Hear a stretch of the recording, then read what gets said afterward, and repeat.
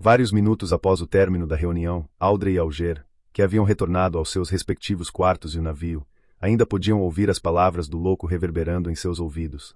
A impressão que tinham do misterioso e poderoso Sr. Fu era normalmente de tranquilidade, calma e enigmática. Era raro vê-lo adotar uma postura tão severa e arrogante. Por causa disso, ficaram extremamente alarmados. Submeteram-se sinceramente aos seus desejos. Eles não eram estranhos a palavras como essas, mas essas instruções normalmente eram registradas em A Revelação da Noite Eterna ou no Livro das Tempestades. Na zona oeste da cidade de Tingen, na rua Dafodil, Klein abriu as cortinas e deixou a luz dourada do sol invadir seu quarto. Ele havia inspecionado a estrela que anteriormente enviara uma oração após a partida de Justiça e o enforcado, mas desta vez não obteve nenhuma informação. Como a estrela carmesim tinha a capacidade de armazenar orações, semelhante ao envio de mensagens offline, Klein acreditava que o jovem que falava Jotun não havia orado novamente desde as 2 últimas vezes em que entrou no mundo acima do gigante. Isso fez suspeitar que não havia mais esperança para os pais do jovem e que o rapaz havia escolhido desistir. De costas para a luz do sol, Klein caminhou até a beira da cama e se deitou. Ele não queria se mexer. Ele sabia que não devia perder tempo e que precisava ir ao clube de adivinhação para continuar o processo de digestão da poção, mas não queria se mexer. Permaneceu deitado em silêncio na cama, aproveitando seu raro momento de descanso. De terça a sexta-feira, sua agenda estava lotada, aulas de misticismo e práticas pela manhã, e treinamento de tiro e combate à tarde. Ao anoitecer, ele ficava mentalmente exausto. No sábado, sua rotina matinal permaneceu a mesma, mas ele teve que guardar o portão de Shanice à tarde. Ele ficaria no subterrâneo até o amanhecer de domingo. Domingo de manhã era a hora de Klein recuperar o sono. À tarde, as circunstâncias determinariam se ele iria ao clube de adivinhação. Na segunda-feira de manhã, ele havia acabado de voltar da universidade e tinha um encontro de tarô à tarde. Ele também precisava pensar sobre a questão de atuar como vidente. Em outras palavras, ele estivera ocupado a semana inteira, sem tempo para descansar. Assim, tudo o que Klein queria fazer era ficar à toa, deitado na cama como um perdedor, sem fazer nada além de sonhar acordado. Não, como pode um chefe de culto ser tão inútil? Se a senhorita Justiça e o senhor enforcado descobrissem isso, a impressão que tem de mim se despedaçaria. Klein enterrou o rosto no cobertor e se recompôs. Eu tenho a fórmula da poção do palhaço, tudo o que preciso fazer agora é digerir completamente a poção do vidente. Ele resmungou para si mesmo e então se apoiou nos pés. Klein tirou uma moeda de bronze do bolso e rapidamente calculou se era apropriado para ele ir ao clube hoje, obtendo uma resposta definitiva. 5, 4, 3, 2, 1. Após a contagem regressiva, ele se obrigou a endireitar a postura e caminhou até o cabide de roupas antes de escolher seu terno e chapéu. Na sala de reuniões do clube de adivinhação na rua Oves, Klein sentou-se num canto sombreado e tomou um gole de seu chá preto Cibe enquanto lia o jornal honesto da cidade de Tingen. Não havia muitos membros ao seu redor, apenas 6 ou 7. Enquanto ria do erro gramatical em um anúncio de emprego, viu Glacis, de monóculo, entrar com uma cartola de seda na mão. Ao lado dele, estava uma senhora de 30 e poucos anos vestida de azul. A dama tinha sobrancelhas arqueadas e olhos grandes, porém sem brilho. Na mão esquerda, carregava um chapéu em tis decorado com penas de cisne negro. Esse chapéu é ridículo. Será que o pescoço dela não ficaria dolorido usando isso? Klein pensou consigo mesmo. Ele olhou para o lado e massageou a glabela, como se quisesse aliviar o cansaço. Por meio de sua visão espiritual, ele percebeu que Glacis e a senhora estavam saudáveis, mas ansiosos, irritados e perturbados. Boa tarde, Glacis. Aquele senhor Lanevos não era lá muito confiável, era? Perguntou Klein com um sorriso, permanecendo sentado. Glacis havia lhe pedido uma adivinhação sobre investir na siderúrgica de Lanevos. Glacis obteve uma sugestão negativa.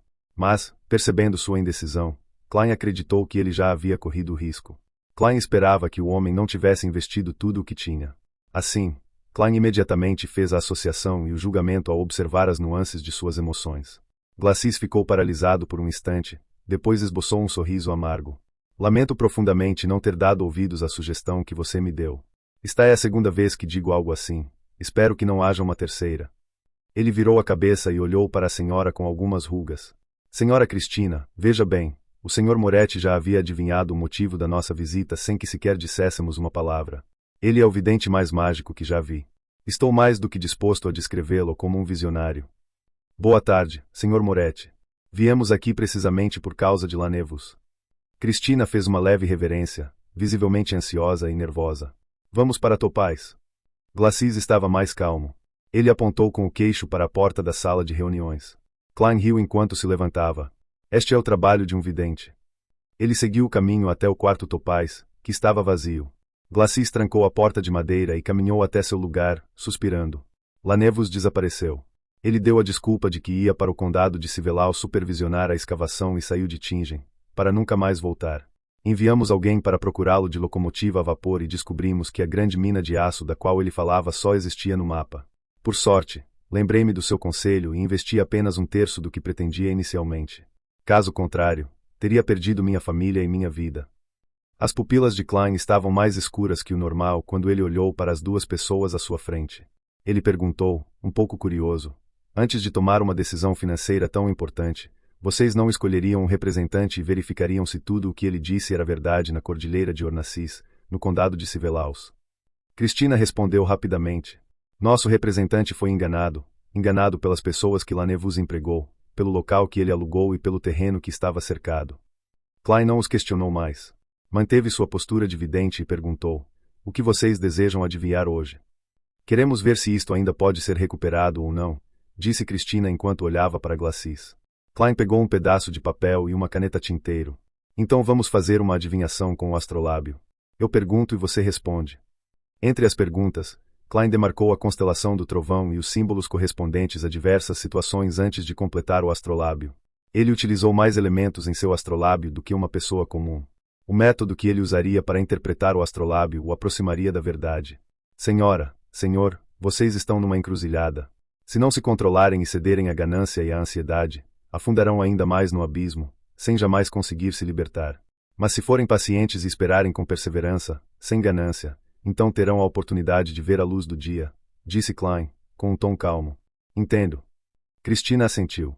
Ela pensou por um momento antes de dizer, Senhor Moretti, o senhor consegue descobrir o paradeiro de Lanevus? Não, não acho. As informações que Lanevus deixou para trás são provavelmente falsas, até mesmo o nome dele pode não ser verdadeiro. Como posso descobrir alguma coisa? A menos que você possa me dar detalhes muito específicos, ou algum item que ele carregue consigo o tempo todo, respondeu Klein sinceramente. Cristina ficou em silêncio por um momento antes de direcionar uma nota de um só tom para Klein.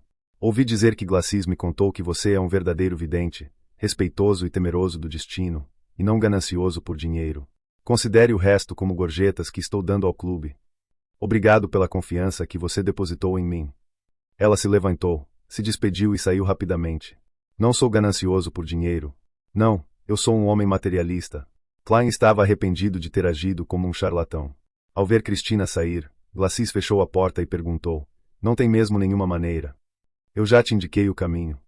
Klein sorriu enquanto se recostava. Glacis suspirou. Lanevus fugiu com mais de 4.500 libras e suas vítimas somaram mais de 100 pessoas. Por sorte, perdi apenas 23 libras. Eram minhas economias e não tenho dívidas. Mas a senhorita Cristina investiu 68 libras. Para ela, essa não é uma quantia que possa suportar facilmente. Você chamou a polícia. Klein sentiu uma raiva repentina do trapaceiro ao ouvir a quantia de 10.000 libras. Com uma quantia dessas, alguém poderia ser considerado rico até mesmo em Backlund.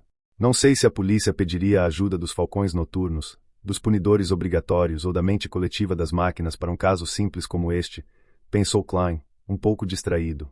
Glacis assentiu e disse, já fizemos um boletim de ocorrência. A polícia está dando muita atenção ao caso. Depois de muita discussão, estamos dispostos a oferecer uma parte do dinheiro que receberíamos de volta como recompensa. Quem fornecer pistas sobre o paradeiro de Lanevus pode ganhar 10 libras. Se você puder dar a localização exata e ajudar a polícia a capturar Lanevus, poderá ganhar 100 libras. 10 libras por uma pista. 100 libras por capturar Lanevus. Os olhos de Klein quase brilharam ao ouvir isso. Sua respiração ficou pesada. Ele estava preocupado com a forma como iria pagar o detetive no futuro. Com o salário extra de 3 libras que recebeu esta semana, ele mal conseguia pagar a segunda parcela, mas se o detetive particular conseguisse concluir sua missão na próxima semana, não teria dinheiro suficiente para quitar o que havia prometido. Faltariam alguns soles, caso ele não precisasse gastar suas economias com outra coisa esta semana. Talvez a polícia tenha alguns pertences de Lanevus, mas não serão muito úteis se ele já tiver saído de Tingen. Klein sentiu uma mistura de excitação e decepção. Na hora e meia seguinte, Klein recebeu mais 2 clientes por recomendação de Angélica. Um deles era uma consulta astrológica para uma criança de 1 ano. Klein imediatamente desenhou o astrolábio correspondente ao nascimento e o explicou, para grande satisfação do cliente. O outro estava procurando um objeto. Klein usou a leitura de tarô, juntamente com a interpretação de sonhos, para lhe dar uma localização aproximada. Isso deixou seu cliente muito chocado, pois ele nunca tinha visto um vidente que pudesse lhe dar informações tão precisas. Talvez eu conseguisse fundos suficientes apenas fazendo adivinhações para os outros. Klein, que havia recebido algumas gorjetas, colocou o chapéu, segurou a bengala e caminhou em direção à saída do clube. Nesse momento, ele viu Cristina entrar novamente no clube acompanhada de uma jovem usando um chapéu de sol. Cristina viu Klein e imediatamente se aproximou dele. Ela perguntou suavemente: Senhor Moretti, o senhor disse que poderia tentar descobrir o paradeiro de Lanevo se houvesse algo que lhe pertencesse. Isso mesmo. Klein assentiu com a cabeça. Cristina deu um suspiro de alívio e perguntou em tom sério: Então, o filho dele é algo que lhe pertence? Ai! Klein ficou momentaneamente um pouco perdido.